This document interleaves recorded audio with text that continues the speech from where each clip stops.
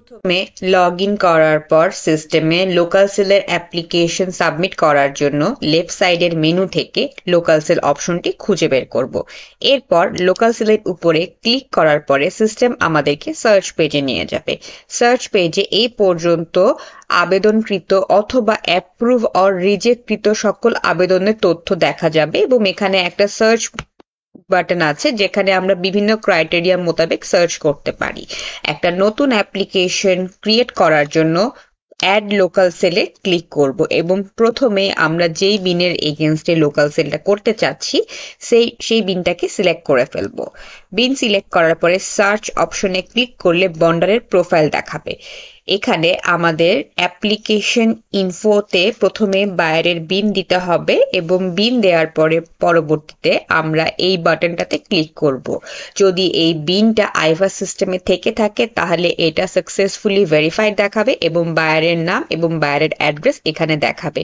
যদি বিন ভেরিফিকেশন এখানে না হয়ে থাকে সেই ক্ষেত্রে আমাদের ধরতে হবে যে এই বিনটা ইদার আইভাস ডেটাবেজে এক্সিস্ট করে না অথবা আইভাস সার্ভার ডাউন আছে। আমরা কিছুক্ষণ পরে আবার ট্রাই করব। এরপরে bill of entry number, bill of entry date, VAT challan number, VAT challan date, BEPZA NOC number, recommendation of association এবং আইপি নাম্বার প্রদান করতে হবে, যেখানে সবগুলো বাধ্যতামূলক ফিল্ড। যে আইটেমটা আমরা লোকালি সেল করতে চাই সেই আইটেমটা ডিক্লেয়ার করার জন্য ম্যাটেরিয়ালস থেকে প্লাস অ্যাডে ক্লিক করব এবং এখানে আমরা লোকাল সেলের জন্য প্রথমে যে ফিনিশ গুডের এগেনস্টে লোকাল সেল করতে চাচ্ছি সেই ফিনিশ গুডটাকে সিলেক্ট করে ফেলবো। এরপরে আমরা এই ফিনিশ গুডটা বানাতে যে র ম্যাটেরিয়াল লেগেছে সেগুলো আমরা এখানে ডিক্লেয়ার করব এবং এখানে আমাদের এইচএস কোড, কমার্শিয়াল ডেসক্রিপশন এবং এর যে ইম্পোর্টের যে বিল অফ এন্ট্রি অথবা ভ্যাট চালান নাম্বার এখানে দেখিয়ে দিবে। যেগুলো ইম্পোর্ট তার পাশে ইম্পোর্ট বলা আছে এবং যেগুলো লোকাল পারচেস এখানে লোকাল পারচেসও ডিক্লেয়ার করা আছে। এর পরবর্তীতে আমরা যখন সিলেক্ট করব তখন ওইটার যে ভ্যালু ছিল আমাদের ইম্পোর্ট ভ্যালু বা লোকাল পারচেস ভ্যালু সেটা এখানে দেখিয়ে দিবে। ওইটার এগেনস্টে যে মাস্টার এলসি বা সেলস কন্ট্রাক্ট বা টিটি নাম্বার আছে, ডেট আছে, সেটা সিস্টেম বসিয়ে দিবে।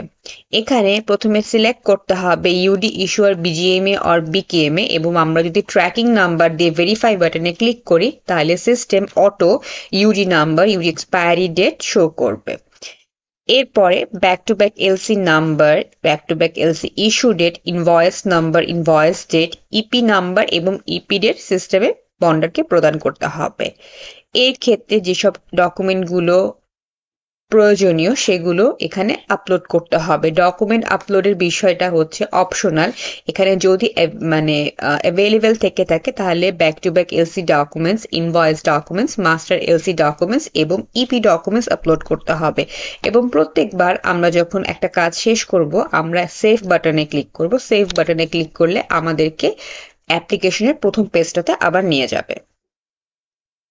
সিস্টেমে প্রথম পেজটাতে অ্যাপ্লিকেশন ইনফরমেশন আপডেট করার পরে আমরা ম্যাটেরিয়ালসের তথ্য আপডেট করব এবং এরপর নেসেসারি যে ডকুমেন্টগুলো আছে যেমন ভ্যাট চালানের file, bill of entry documents, recommendation of association documents এবং আদার ফাইল আপলোড করতে হবে। আদার ফাইল বলতে এইসব ডকুমেন্ট ছাড়াও যদি অন্য কোনো ডকুমেন্ট লেগে থাকে তাহলে সেই ক্ষেত্রে আমরা সেই ফাইলগুলো এখানে একসাথে এক বা একাধিক ফাইল আপলোড করতে পারবো।